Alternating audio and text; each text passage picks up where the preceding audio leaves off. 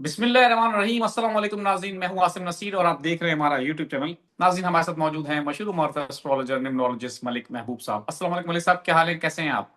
वालेकुम अस्सलाम। अल्लाह का करम है। आप बताएं कैसे हैं आसिम साहब। मैं बिल्कुल ठीक हूं मलिक साहब। और डोनाल्ड ट्रंप ने अपनी जीत का दावा तो किया, लेकिन साथ में उन्होंने इस दावे की नफी इस तरह से कर दी कि उन्होंने क्लेम किया था कि पहले आपना हुर्मस जो हम खुलवा लेंगे। उसके बाद उन्होंने दुनिया के कई ममालिक को मदद के लिए बुलाया और उन तमाम ममालिक ने तकरीबन कोट अनकोट जो अब तक जब मैं वीलॉग कर रहा हूँ मदद करने से इनकार कर दिया। उसके बाद ट्रंप ने धमकी दे दी, जो उनका काम है कि जी हम क्या कहते हैं, नेटो के जो इत्तेहाद है उसके ऊपर हम सोचना पड़ेगा। ये इत्तेहाद जो है मतलब उन्होंने दीगर ममालिक को कहा है कि वो उनकी मदद के लिए आए और अपना हुर्मस को खुलवाने में उनकी मदद करें। वो अकेले खुलवाने में कामयाब नहीं हो पा रहे हैं, हालांकि अपना वो क्लेम करते हैं कि बहुत बड़ी ताकत है इसराइल अमेरिका। तो अब फ्रांस ने लेकिन एक खुद से उन्होंने राब्ता किया ईरान की गवर्नमेंट से, वजीर खारजा से, और अपील की है, उनसे दरखास्त की है कि आप ना हरमस खोलने दें, रास्ता खोल दे दें, ताकि जो तवानाई का बहरान है, जो ऑयल प्राइसेस है, वो दुनिया भर में बढ़ते चले जा रहे हैं। इन्होंने ईरान ने तो ये तक कह दिया कि हो सकता है $200 फी बैरल, जो कि आप भी कह चुके हैं इस बात के लिए, आपकी पेशेंट गोई भी है। इसके अलावा एक अलार्मिंग जो खबर है, मैं उस पर भी आपसे चाहता हूँ आप बताएं कि पाकिस्तान में इस वक्त ये खबर मैंने पढ़ी कि 14 अप्रैल के बाद एलपीजी खत्म हो जाएगी। यानी कि बहुत बड़ा बुरान आ जाएगा, क्योंकि इससे पहले मैंने आपके साथ एक व्लॉग किया था, उसमें मैंने कहा था कतर ने मना कर दिया एलपीजी देने को पाकिस्तान को। 14 अप्रैल तक जखीरा है, उसके बाद खत्म हो जाएगा। तो मलिक साहब, बहुत ही संगीन सूरत हाल है। अगर ये आबना हुर्मस ना खुली और ये जंग ना रुकी, तो जो इसका अंदेशा आप कई महीनों से कर रहे थे कि इकोनॉमिक क्राइसिस का, वो बहुत संगीन होता चला जा रहा है। क्या कहेंगे आप? सर मैंने क्या कहना है, सितारे जो हैं इस तरह के हालात बना के बैठे हुए हैं अनफॉर्चुनेटली कि आने वाले दिनों में आप देखेंगे कि ये बुरहान आपके सामने आएगा और बहुत ज्यादा खतरनाक तरीके से आएगा। जिसको मैंने आपको तकरीबन जनवरी के महीने में प्रिडिक्ट किया था कि इस साल में फाइनेंशियल क्राइसिस नजर आ रहे हैं, अल्लाह करे ऐसा ना हो। अगस्त सितंबर से ये डेफिनेटली पूरी दुनिया में आ जाएंगे। जहां तक आपने ऑयल प्राइसेस और ये एनर्जी सेक्टर की बात की है, ये ऊपर जाएगा ही जाएगा, ये बात याद रखिएगा। क्योंकि जो अब साइन में ट्रांजिट किया है सन, उसके बाद मार्स भी आ रहा है, वो इस चीज को बहुत ज्यादा ऊपर ले जाने वाला है। तो आपको मैं यही कह सकता हूँ कि अल्लाह से दुआ करें कि ऐसा ना हो, गलत हूं मैं, और इन चीजों में कंट्रोल आ जाए। और जैसे मैंने आपको कल भी कहा है कि उम्मीद है एक आधे दिन में अगर ये जंग थम गई, लेकिन बजाय जो न्यूज आ रही है, ग्राउंड रियलिटी है, उसमें मुझे ऐसा ही लग रहा है कि डेली कोई नया सरप्राइज आता है, डेली कोई नया मिसाइल का एक्सपेरिमेंट भी हो रहा है और तजर्बे भी उनके कामयाब हो रहे हैं। तो ये मामलात अभी खराबी की तरफ जा रहे हैं। अप्रैल जो है इस लिहाज से कि जो दुनिया में एक बहरान आ रहा है एनर्जी का, वो बड़ा इंपॉर्टेंट महीना होगा एनर्जी सेक्टर के लिए। क्योंकि 2 अप्रैल को मार्स जैसे ही ट्रांजिट करेगा, उसका कंजंक्शन होने वाला है सैटर्न से, और उधर सन भी है। तो चीजें अनफॉर्चुनेटली कॉम्प्लिकेटेड हैं। और मैं एक्सपेक्ट कर रहा था, मैं अभी भी कर रहा हूं कि एक आधे दिन में इंशाल्लाह कोई रिलीफ की खबर आ जाए और ये मामला थोड़े एस्केलेशन से डी एस्केलेशन की तरफ आ जाए। लेकिन ग्राउंड रियलिटी ऐसा कोई साइन नहीं दे रही, और ये बड़ा अनफॉर्चुनेट है। और मैं आपको बार बार बता रहा हूँ कि अब जो है इफेक्ट पाकिस्तान पे आने शुरू हो जाएंगे, क्योंकि 15 मार्च से 15 मई के दरमियान पाकिस्तान में बहुत सारे क्राइसिस डेवलप होते हुए नजर आ रहे हैं।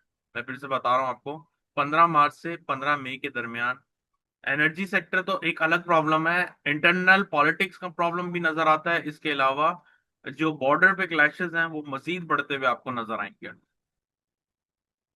मलिक साहब, जो आपने पहले भी एक अंदेशे का जो जिक्र किया है अमेरिका पाकिस्तान के और हिंदुस्तान की जंग के हवाले से, उसका अब आप क्या समझते हैं? अब मार्च का महीना भी तकरीबन अपने गुजर चुका है, करीब करीब उसका इख्तिताम है।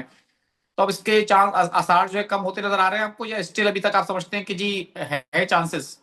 सर 15 मार्च से 15 मई, मार्च तो जहां पे आसार शुरू होना था, एक्चुअल क्रिटिकल टाइम अभी शुरू हुआ। 15 मार्च से 15 मई का टाइम जो है क्रिटिकल है पाकिस्तान के लिए। हालात को देखते हुए, इकोनॉमिकल कंडीशन को देखते हुए, इंटरनल पॉलिटिक्स को देखते हुए, बहुत सारे प्लैनेट और ऑपोजिशन में खड़े हो जाना, ये एक अलार्मिंग सिचुएशन है। मैं डरा नहीं रहा हूँ, मेरी दुआ है और आई होप कि ऐसा ना हो। लेकिन हालात अभी आउट ऑफ कंट्रोल होने शुरू होंगे।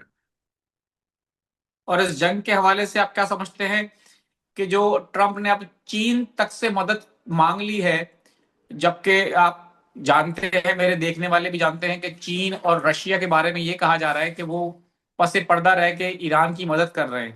तो चीन से जब मदद मांग ली है अब ईरान ने, तो समझ लें कि इतना घुटनों पे आ गए हैं कि ईरान के वजीर खारजा ने भी बयान दिया कि अब वो चीन से भीख मांग रहे हैं मदद की। तो ये बड़ा एम्बैरेसिंग है अमेरिका के लिए। तो आप क्या समझते हैं, अमेरिका जो क्लेम कर रहा है कि इस जंग में जीत गया, उनकी इस बात से तो लगता है कि वो शिकस्त हो गई, और आपने बहुत पहले कहा था कि जंग ईरान जीतेगा। मुझे ऐसा लगता है आपके पेशेंट को ये भी दुरुस्त साबित हो चुकी है। क्या कहेंगे? जी, ईरान तो जीतेगा। अब मसला सिर्फ ये हो रहा है कि अमेरिका, देखें, जो एक बेहिस हो जाते हैं, जो बेदीद हो जाते हैं, उनको कोई शर्म नहीं रहती। अनफॉर्चुनेटली ये हकीकत है। तो अब उनको बोलने का कोई फायदा नहीं है। जहां तक ये रहा कि हालात अनकंट्रोलेबल अनमैनेजेबल सिचुएशन में चल पड़े, मैंने आपको बताया था कि अगर 15 16 17 मार्च मैक्सिमम यहाँ पे हालात नहीं रुकते, तो फिर हम बहुत आगे की तरफ बढ़ चुके हैं। अब बहुत देर हो चुकी है। सफारती ताल्लुकात बेहतर हो जाना, एग्रीमेंट पे आ जाना, किसी तरह से ये चीजों को खुलवा देना, ये अब बड़ा मुश्किल हो जाएगा।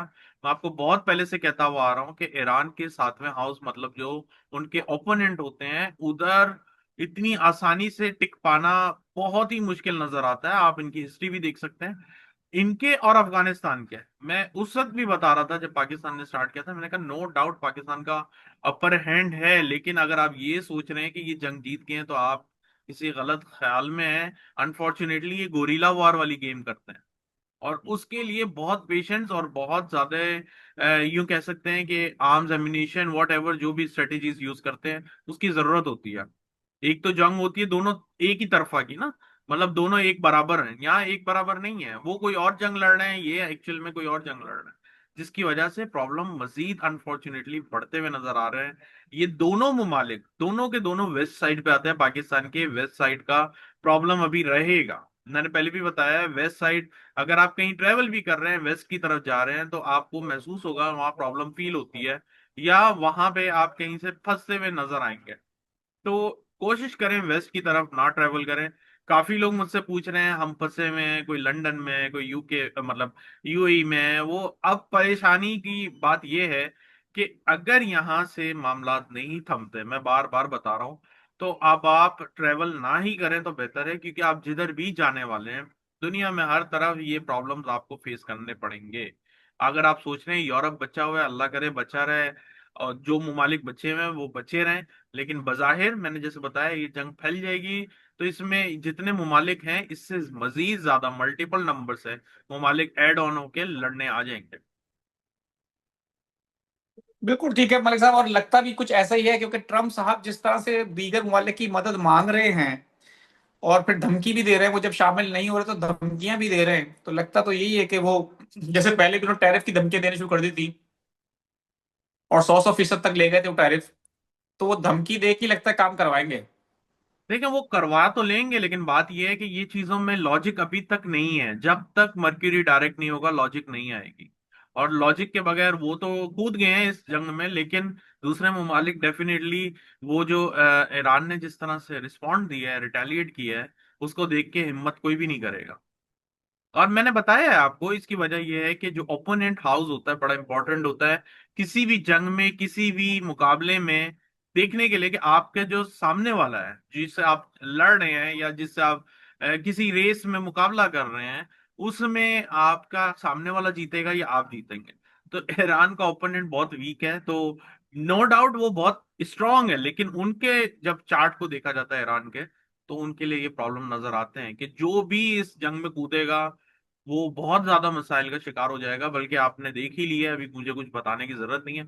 आगे भी मैं बता रहा हूं आपको कि ये चीजें अभी कंटिन्यू रह सकती हैं, अगर एक आधे दिन में कोई सोल्यूशन नहीं निकला तो। चलो बिल्कुल ठीक है मलिक साहब, मैं चाहता हूँ लोगों के कुछ सवाल ले लूं। 23 दिसंबर 1970 रिजवाना इदरीस है, वो पूछ रही क्या मैं बाहर जा सकूंगी? अभी तो हालात ऐसे हैं कि कोई कहीं नहीं जा सकता, लेकिन मैं फिर भी बता देता हूँ। 23 दिसंबर ना, 1970। जी 23 दिसंबर। जी। जी बिल्कुल जा सकती हैं, मेरे ख्याल से तो ये जाना चाहिए था, बड़ी देर कर दी। लेकिन दिसंबर के बाद, इस साल के आखिर में। बिलाल अहमद है 12/4/1975। मेरे हालात कब बदलेंगे? कल भी 2026 सवाल लिया था सर। कैसा होगा? मेरे ख्याल से इनका इनका सवाल कल सवाल भी ले चुका लिया हूं है। मेरे ख्याल में। जी जी जी जी, बिल्कुल ऐसे ही है। बिल्कुल बिल्कुल मैं कल का सवाल ले चुका हूँ, वीलॉग ये देख इन्होंने लें। बिल्कुल ऐसा ही है। खान शेर साहब है 26/4/1978। ये अपने फ्यूचर के बारे में जानना चाहते हैं। फ्यूचर में इस तरह से नहीं पूछेंगे आप क्या है, बस ये साल टफ होने वाला है, बहुत ज्यादा केयरफुल रहे, मेहनत बहुत करनी पड़ेगी आपको। 19/10/1991 इनकी डेट ऑफ बर्थ है। जर्राल जिलानी, जानी नाम है इनका मेरे ख्याल से। वो पूछ रहे हैं कि इस साल मेरी शादी का कोई चांस है? सर शादी तो हो जाएगी, लेकिन आप अपने जिस टेम्परामेंट से चल रहे हैं ना, बड़ा प्रॉब्लम हो जाएगा आपके लिए। इसलिए कोशिश करें अपना टेम्परामेंट जरा कूल डाउन करें, और थोड़ा जिद से दूर रहें। बिल्कुल ठीक है मलिक साहब, बहुत बहुत शुक्रिया हमें वक्त देने के लिए। नाज़रीन, यहाँ हमारे वीलॉग का वक्त खत्म हुआ। मुझे और मलिक महबूब साहब को दे इजाजत। आखिर में हमारा वही पैगाम है, मुस्कुराए, प्यार बांटें और अपने आसपास के लोगों का ख्याल रखें। अल्लाह हाफिज।